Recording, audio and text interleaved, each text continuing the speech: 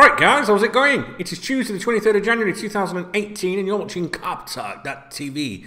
Alright. Do you know what, right? I have a TV over there on wall, right, you know, like for my Xbox. I mean, for me analysis when I'm watching Liverpool back and stuff like that.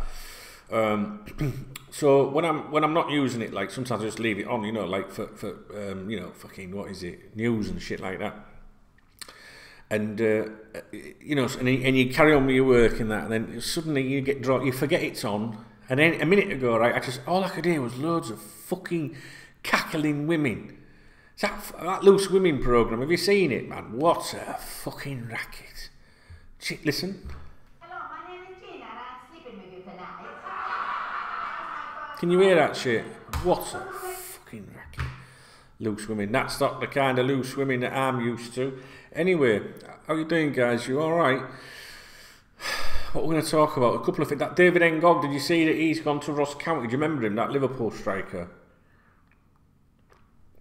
He was garbage, wasn't he? But it's really funny because he was sort of like David, fucking hell, not is it, Divock Origi, and then Solanke now. And before Ngog, we had like Latalik and Pongoli and all that. Do you remember? What were they called? French gems. We were signing a couple of. How many people have got a game for Liverpool, man, over years? It's incredible, isn't it? Recent years. Well, it's not that fucking recent now. Some of them. But what the point I was just going to make here about Ngog was at the time. I remember, like on the forums, on our forums, and also our members' website forums. I remember people saying, like, give him a chance. You know, he's going to come good. He's going to. People get to believe it, don't they? They get into it, and you know, and he obviously it never happened, and then he's gone. And then the same thing with Origi. You know, people were like, no, he's going to be a good player. Give him a chance. And to not just like having an opinion where someone's got a bit of faith, and then they start like. You know, then they argue it out here, and you'll say like, "Nah, I just don't think he's going to be good enough." You know, it might be a good squad player, you know, something to call upon and that. And they go, "No, he's fucking young. You don't know what you're talking about. He's young. He'll come good." And you know, and now we're on to Solanke now, aren't we? And it's just like, I don't know. To be honest, out of all of them, that Solanke, I quite like the look of that kid. Do you not think that? But you know, some people will say, you know, we've done the business and all that, and sometimes I just think. Nah, we won't be touching on any of these. I was going to say kids. That doesn't sound right at all, does it? Fucking before you know it, I'll be on a fucking Facebook Live sting. What I mean is, we won't be able to touch on any of these deals. You know, we won't be getting these kids if fucking hell.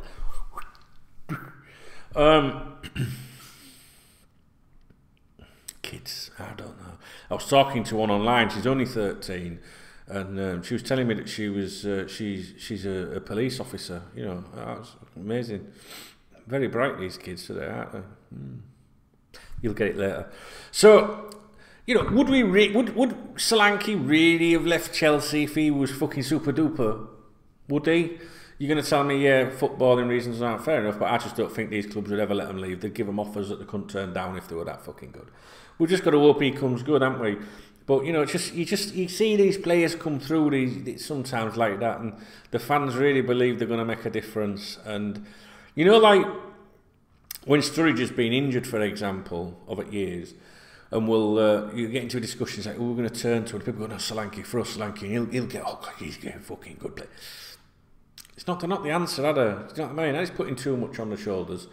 And I remember Harry Redknapp actually getting slaughtered for suggesting that Origi wasn't very good. And I remember him saying Liverpool have invested, was it double figures for him? Was it like 10 million or something like that?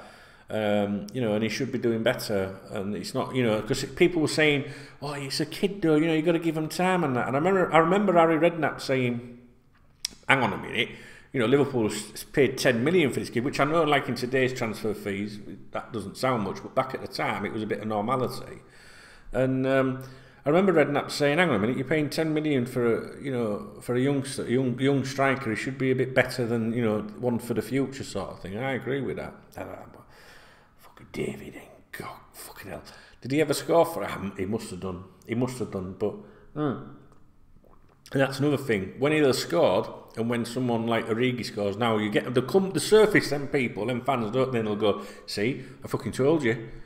And you think to yourself, hang on a minute, he's a fucking striker, he's supposed to score a fucking goal.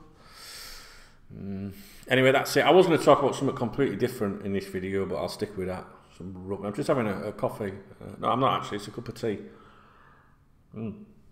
Now, I could have kept my mouth shut there, but you wouldn't be able to drink it. I know. What I mean is, right, I said it's coffee. And as I said coffee, I thought to myself, ooh, that's wrong. You're not having coffee. But instead of just going with it, I had to correct myself and tell you it was tea. You see, and that's because I like to be very specific about the shit I say.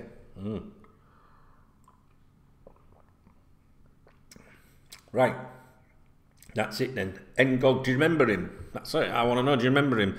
And do you not feel the same thing when they come through, you know? Ngog, I think we paid $1.5 million for him. And Rafa Benitez said at the time, it shows, I think he said something like, it shows how good our scouts are to be able to sign a player of his quality, you know, for so cheap. I would argue that Rafa was under tight constraints and he had to sign, you know, some shit at times. I know it's a shit video, but I just wanted to talk about it. Alright. This is what happens when I get a fast internet connection. I can just churn this shit out now.